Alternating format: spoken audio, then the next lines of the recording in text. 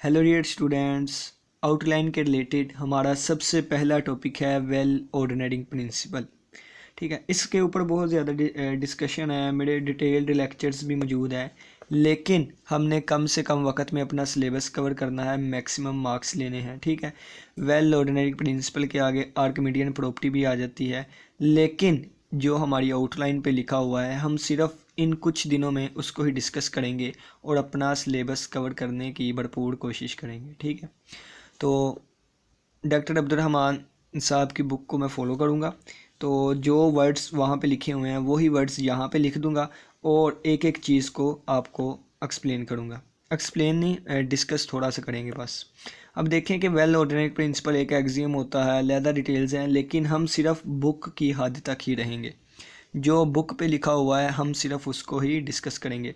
तो आगे वाले लेक्चर्स में मैं ये सारा कुछ नहीं बताऊंगा कि हम बुक्स तक ही रहेंगे, ये करेंगे वो करेंगे। ठीक है, तो स्टार्ट करते हैं।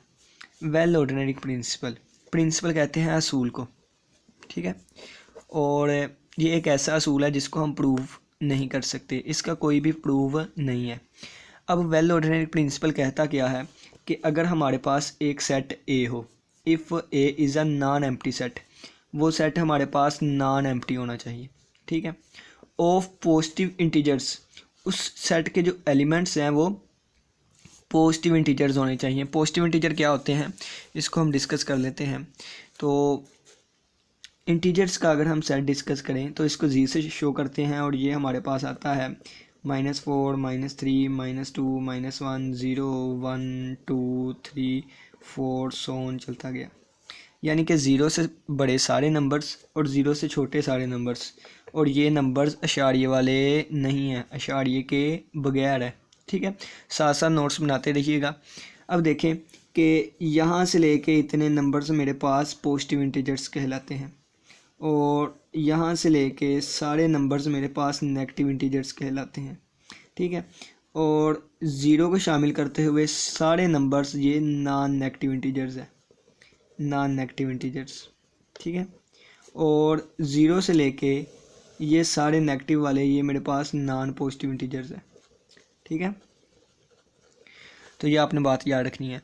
तो अगर ए एक नॉन एम्प्टी सेट हो जिसमें एलिमेंट्स हमारे पास पॉजिटिव इंटीजर्स हैं, ठीक है, पॉजिटिव इंटीजर वाले एलिमेंट है यानी कि ये वाले, तो then A contain a smallest member, तो ए का कोई ना कोई स्मॉलेस्ट मेंबर होगा।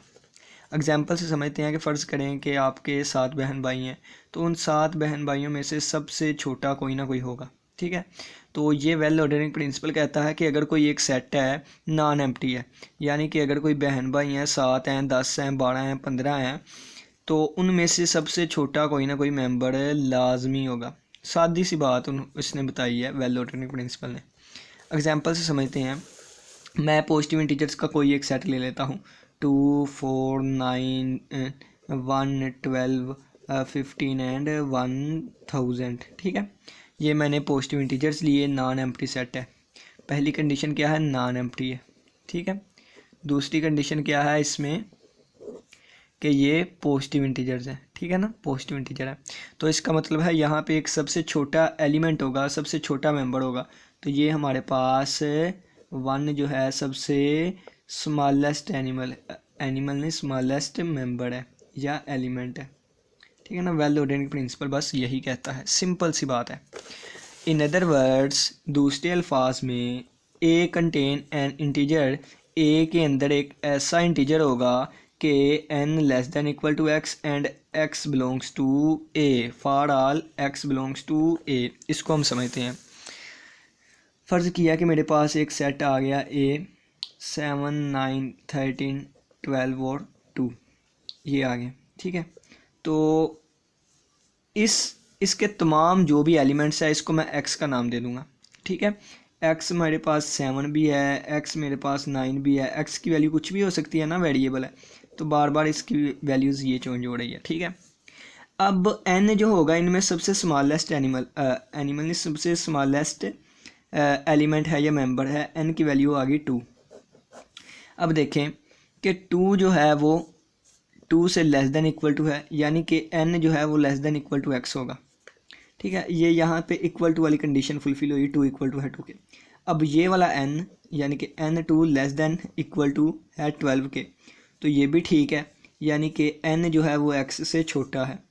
तो अब दोबारा 2 लेस देन इक्वल टू 13, अब ये भी बात ठीक है, 2 जो है वो 13 से छोटा है। इसी तरह 2 लेस देन इक्वल टू 9, ये भी ठीक है। इसी तरह 2 लेस देन इक्वल टू 7, ये भी ठीक है।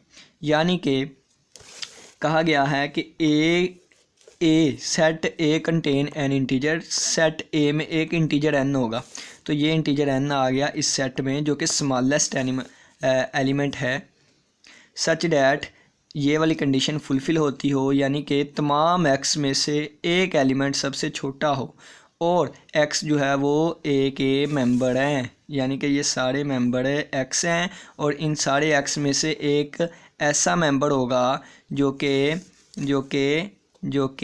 एक्स से छोटा हो या उसके इक्वल टू हो, तो वो एलिमेंट हमारे पास 2 है। अगर हम कोई और एलिमेंट उठाते 12 उठा लेते तो 12 यानी कि n की वैल्यू अगर हम 12 उठा लेते और ये भी x ये भी x ये भी x ये भी x ये भी x और हमने n की वैल्यू 12 उठाई, तो फिर 12 जो है वो लेस देन इक्वल टू 13, ये भी ठीक, लेकिन 12 लेस देन इक्वल टू 2 ये कंडीशन गलत हो जानी थी, ठीक है। और ऐसा कोई मेंबर हमने ढूंढना है जो कि इस कंडीशन को for all x belongs to a को फुलफ़िल करे, ठीक है। अब देखिएगा एक और बात कि अब मैंने कहा था कि 7 बहन भाई हैं, तो उनमें से सबसे छोटा जिस तरह मैं हूँ, तो वेल ऑर्डरिंग प्रिंसिपल कहता है कि अगर आप 7 बहन भाई हैं तो सबसे छोटा जो है वहाँ पे मौजूद होगा। अब आप कह सकते हैं वहाँ पे जुड़वा बच्चे भी तो हो सकते हैं, तो उनमें से छोटा कौन तो बड़ा कौन। तो आपको मैं बता दूँ कि सेट में कभी भी 2 एलिमेंट्स रिपीट नहीं होते, सेट में कभी भी 2 एलिमेंट रिपीट नहीं होते, ठीक है ना। तो इस तरह ये हमारा वेल ऑर्डरिंग प्रिंसिपल था, आपने इसकी सिर्फ स्टेटमेंट ही याद रखनी है। तो हम इसको पढ़ते क्यों हैं, क्योंकि नेक्स्ट हम जो भी थ्योरम्स वगैरह देखेंगे वहाँ पे इसको यूज़ किया जाएगा। अब ये तो एक सादी सी बात है कि अगर किसी सेट में एलिमेंट्स हैं तो वहाँ एक छोटा एलिमेंट होगा, तो इसका हम यूज़ कैसे करेंगे, तो इसकी आपको थोड़ी सी एग्जांपल दे देता हूँ। फ़र्ज़ किया है एक सेट ए है जिसमें हमारे पास एलिमेंट x+1 है और x बिलोंग करता है पॉजिटिव इंटीजर्स में से, ठीक है। तो देखें कि x की वैल्यू अगर मैं 1 पुट करूँगा तो आंसर आएगा 2, x की वैल्यू यहाँ से पुट करनी है ना, x की वैल्यू मैं 2 पुट करूँगा तो आंसर आएगा 2 + 1 3, x की वैल्यू अगर मैं 3 पुट करूँगा आंसर आएगा 3 + 1 4, सो ऑन चलता जाएगा, ठीक है ना, सो ऑन चलता जाएगा। तो लीस्ट एलिमेंट आ गया 2, ठीक है, ये नॉन एम्प्टी सेट है और लीस्ट एलिमेंट आ गया। इसी तरह अगर मैं फ़र्ज़ करता हूँ कि मैं कह देता हूँ कि x की वैल्यू अगर मैं r पुट करूँगा तो लीस्ट एलिमेंट आएगा r, ठीक है। तो इस लीस्ट एलिमेंट को मैं लेके चलूँगा और आगे थ्योरम्स प्रूव किए जाएंगे, ठीक है। एक और एग्जांपल देते हैं। डिवीजन एल्गोरिथम में पढ़ा था कि b को अंदर रख के a पे डिवाइड किया, यहाँ कोई ना कोई इंटीजर x आएगा, ठीक है, और यहाँ पे कोई ना कोई रिमाइंडर आएगा, ठीक है। तो कहा गया कि रिमाइंडर उसी वक्त आएगा जब यहाँ पे मैं q रखूँगा, ठीक है ना। तो ये q क्या था, q एक ऐसा इंटीजर था जिसको a से मल्टीप्लाई करने पे ये हमारे पास लीस्ट एलिमेंट आता है, ठीक है ना। जब हम इसको यूज़ करेंगे तो उस वक्त आपको अच्छे से समझ आएगी। बस ये जान ले कि यहाँ पे x की एक ऐसी वैल्यू रखी जिसकी वजह से हमारे पास लीस्ट एलिमेंट आ गया, ठीक है, और वैल्यू वो उसको हमने r का नाम दिया या एक स्पेशल इंटीजर q का नाम दे सकते हैं। तो इस तरह हम इसका यूज़ करते हैं। इसी के साथ इजाज़त दीजिए। बस आपने इसमें याद क्या रखना है, ये एक डेफिनेशन कि अगर एक ए सेट नॉन एम्प्टी सेट है पॉजिटिव इंटीजर्स का, तो ए के अंदर एक स्मॉलेस्ट मेंबर होना चाहिए। दूसरे अल्फाज में अगर ए में एक्स एलिमेंट्स हैं तो तमाम एक्स एलिमेंट्स के लिए वहाँ पे एक एन होना चाहिए जो कि less than equal to x के हो। नेक्स्ट वीडियोस हम जल्दी से जल्दी करने की कोशिश करेंगे ताकि हमारा सिलेबस कंप्लीट हो सके। किसी का कोई भी क्वेश्चन हो तो वो पूछ सकता है। अल्लाह हाफिज़, अल्लाह निगहबान।